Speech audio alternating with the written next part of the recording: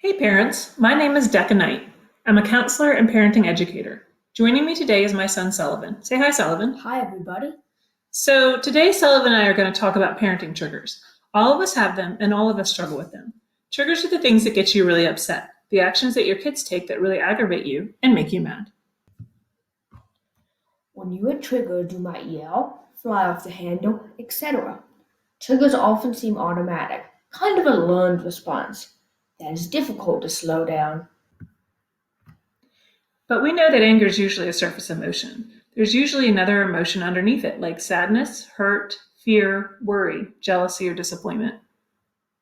The issue with many of these emotions is that they are more vulnerable emotions, and they are emotions that we don't often show to our children, even though we should. Anger is an easier emotion to show and more automatic for most, especially if you grew up in a home where there was a lot of rage and yelling. Why do we have triggers? They often come from our past interactions with our family, significant others, etc. They come from how we were raised by our parents and the culture that we were raised in. They come from patterns that we have engaged in for years and years. So, how do we identify and recognize our triggers? Start paying attention to the emotion that you have before your anger. Are you hurt? Are you frustrated? Are there patterns? Do your feelings come out of nowhere? If you look back at an interaction and say to yourself, I shouldn't have taken that so personally, or you realize that your reaction was out of proportion with the situation, you've probably been triggered. If you feel out of control and irrational, you've been triggered, especially if you want to grab, slap, or spank your child.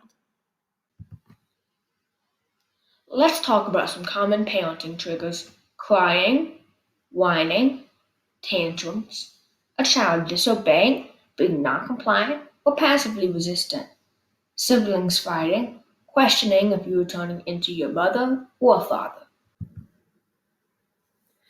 I don't know how to help as the parent. You do not appreciate me.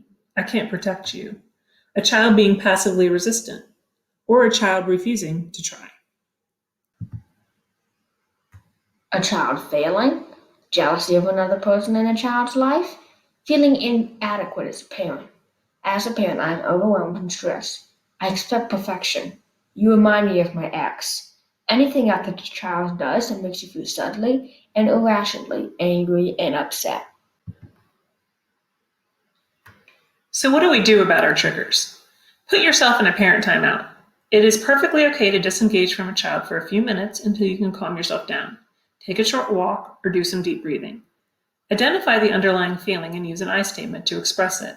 Say something like, I feel worried when you hit your brother. It makes me feel like the two of you will never be able to get along. If you are really mad, delay the discipline, please, and walk away. Come back later to deliver consequence if necessary. Talk to yourself in your head. Ask yourself, am I overreacting? Why am I so angry?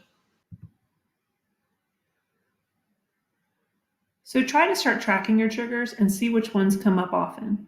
Once you become more aware, you can hopefully check in with yourself when you are triggered. So, in summary, what triggers do you have and how can you address them? Stay tuned for more videos in the future, and thanks for watching. See you soon. Bye!